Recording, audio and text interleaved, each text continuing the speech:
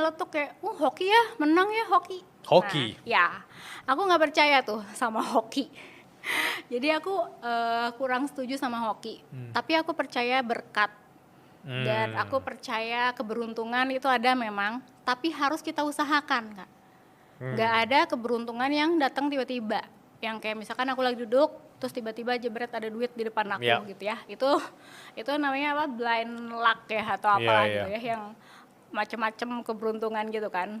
Nah, aku percaya aku tuh nyentuh keberuntungan di berkat.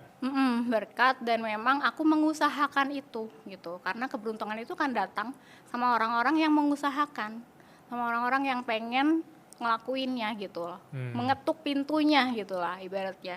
Kalau kita cuma diem nggak ngapa-ngapain ya nggak akan juga gitu. Dan keberuntungan itu kan proses dari kita bergerak lah ibaratnya, kayak ngelakuin satu terus aja berulang, sampai akhirnya kita ketemu sama jalannya gitu. Nah di situ tuh aku bilang enggak ya, aku nggak hoki, aku emang ikut usahain loh buat ini. Aku bilang aku emang foto lomba gitu, ngupload, terus aku akhirnya menang. Soalnya kayak berapa kali kan menang, pernah ke Greece, ke Santorini, Yunani. Oh serius? Iya. Terus pernah ke Bangkok juga, menang juga gitu. Jadi kayak orang hoki aja lu gitu. Gitu. Masih gampang itu sih kata-kata hoki aja lu gitu. Jadi Tapi dia nggak pernah lihat seberapa panjang persiapan di balik itu kan, effort waktu, betul. effort tenaga, energi yang dilakuin oleh seorang Kak Nana. Dan memang aku sempat tulis ini di buku aku bilang bahwa aku sekarang udah di fase ketika melihat orang yang let's say dia sukses, dia berkembang, aku mencoba untuk menggali sisi dia 10 tahun terakhir ngapain sih. Kalau kita memakai cara pandang itu, kita tuh akan lebih punya cara pandang yang lebih bersyukur ya. Dan kita akan memahami bahwa semua orang akan melihat puncaknya gitu. Tapi coba sekali kamu lihat gimana capeknya dia nge-climbing gitu loh. Iya betul. Menggali, mendaki dan segala macam.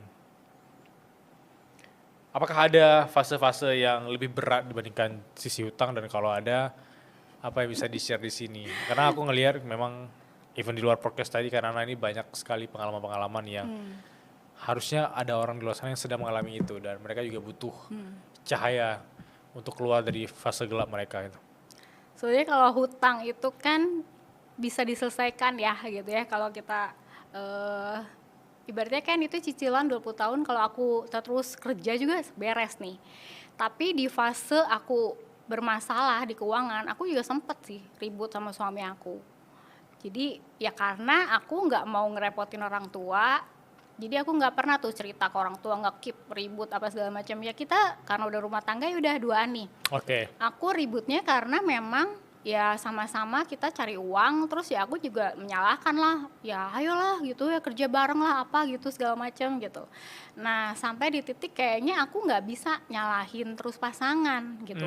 Apa yang harus aku bisa kerjain gitu, nuntut orang terus berharap dia berubah gitu buat apa gitu, dosanya tuh di kita gitu ya.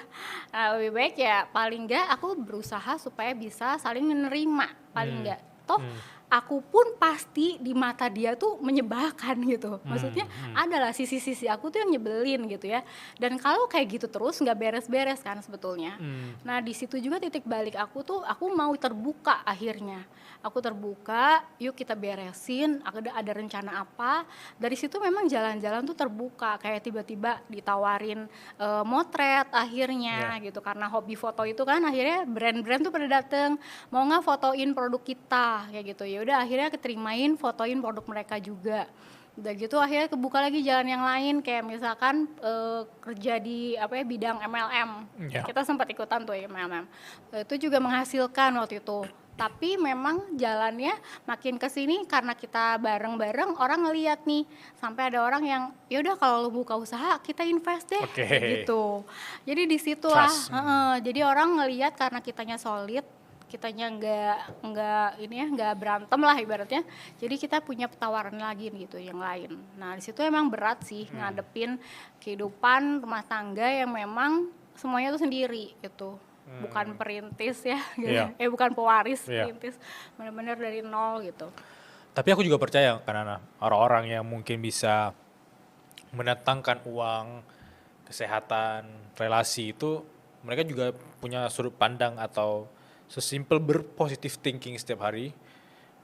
Mereka bermanifesting. Bagaimana cara Kanana untuk melihat uang itu sebagai teman, uang sebagai relasi yang kuat gitu, atau sesimpel nggak cuma uang, bahkan koneksi, energi dan segala macamnya, sehingga di usia Kanana yang sekarang mungkin terkesan aku lebih wise. Aku sudah mengalami banyak hal-hal berat di hidup aku sehingga aku sekarang punya karakter yang kuat. Apa yang bisa di-share ke aku? Aku penasaran sekali. Terus apa ya coba? Bentar. Eh, Oke, ya dari pengalaman yang aku terima, aku yang udah alamin ini, aku tuh ngerasa kayak banyak hal-hal yang sebenarnya aku tuh bisa lakuin, tapi aku terlalu overthinking. Kadang-kadang aku ya itu ya, tadi mindernya itu. Ya. Kadang-kadang aku ngerasa, aduh aku cuman kayak gini-gini doang deh gitu ya. Tapi saking overthinkingnya, jadi aku nggak ngelakuin apa-apa. Aku terlalu banyak kedengerin omongan orang, Ya. jadi akhirnya aku nggak ngelakuin. Nah di situ aku ngerasa butuh pembimbing kan. Nah, untungnya memang aku ada komunitas, jadi aku memang ngobrol sama pembimbing aku. Jadi dia selalu bilang gini, hidup tuh nggak usah mikirin terlalu panjang. Kadang aku tuh mikir, nanti anak aku gimana ya kalau kuliah, nanti anak aku gini gimana ya gitu. Pas di masa aku sulit tuh dia cuma bilang, besok sama minggu depan aja, itu yang lu pikirin. Nggak usah mikirin panjang banget. Katanya gitu. Yang penting lu percaya kalau segala sesuatu tuh bakal ada kalau elunya mau berusaha gitu ya. Jadi ya kalau misalnya kita nggak sanggup, ya kita serahin sama yang ciptain kita, benar nggak sih? Jadi udah kita serahin aja sama yang di atas gitu. Dan kalau misalnya kita udah ngelakuin yang terbaik, Tuhan juga pasti akan kasih sesuatu yang memang sudah pantas kita terima sebetulnya gitu. Jadi aku berusaha mati-matian gitu, aku tambahin skill aku apa sih yang bisa aku lakuin gitu ya. Di situ aku fokusnya di situ. Jadinya sekarang ngegali apa yang dulu aku nggak bisa, sekarang aku pengen belajarnya apa nih gitu. Karena dari sini aku bisa dapetin banyak hal ya, termasuk akhirnya ketemu sama si produk digital ini pun karena memang aku tuh ngegali banyak peluang gitu. Aku ngeliat kalau orang beruntung biasanya mereka tuh mau mendapatkan mau gitu. Orang yang beruntung itu mereka orang-orang yang mau mengusahakan dan mau mencoba gitu ya. Nah dibanding aku dulu nganggap diri aku tuh sial gitu kenapa ya nggak lunas, usaha gagal, tujuan aku tuh baik loh padahal pengen usaha tapi kenapa gagalnya nggak kira-kira lagi ya ratusan juta gitu.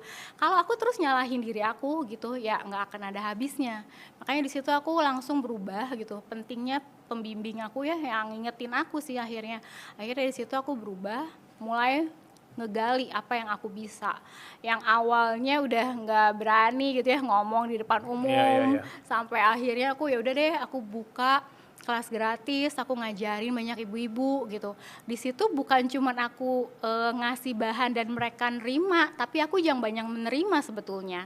Jadi aku banyak dapetin sesuatu juga dari situ gitu. Semakin banyak kita berbagi, semakin banyak kita mendapatkan sisi ternyata hidup ini sangat-sangat patut disyukuri ya. Iya betul.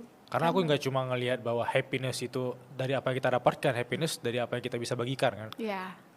Dan makhluk hidup itu naturalnya memberi sebenarnya, ya kan. Jadi kayak pohon, buah gitu kan menghasilkan. Memberi ya, menghasilkan ya. Ya kita juga sebagai manusia seharusnya menghasilkan, memberi gitu lah, memberi apa yang bisa kita beri. Kadang-kadang aku ketemu banyak orang tuh yang, aduh aku nggak bisa, aku nggak bisa apa-apa. Sesimpel kayak misalkan orang ngerasa kan nggak punya skill ya kak. Aku ketemu banyak orang tuh, aku nggak punya skill. Bahkan hobi juga sebagai ibu rumah tangga tuh udah nggak punya hobi gitu kan katanya. Tapi aku cuma bilang ya udah pengalaman aku nih punya hutang, aku share di medsos aku malah jadi kekuatan loh buat orang lain gitu. Nah di situ aku bilang makanya share aja pengalamannya. Pengalamannya apa? Pengalaman misalnya lari maraton gitu pengalaman 30 hari diet gitu, atau pengalaman melahirkan normal, pengalaman menyusui full ASI. Nah, itu benar-benar bisa di-share dan akhirnya bisa jadi berkat buat banyak orang. Ya bonusnya bisa menghasilkan gitu. Aku Ya. selalu bilang gitu. Karena ada banyak orang di luar sana yang juga lagi di fase itu. That's why mereka butuh kita. Betul. Kalau aku tanya ke Kak Nana yang versi umur sekarang, advice keuangan apa yang disarankan untuk anak-anak 20-an kayak aku? Dari sisi mungkin menggali fokus untuk tabungan, investasi dan lain-lain. Menurut aku sih nabung ya. Usahain nabung. Nabung dari penghasilan yang lebih gede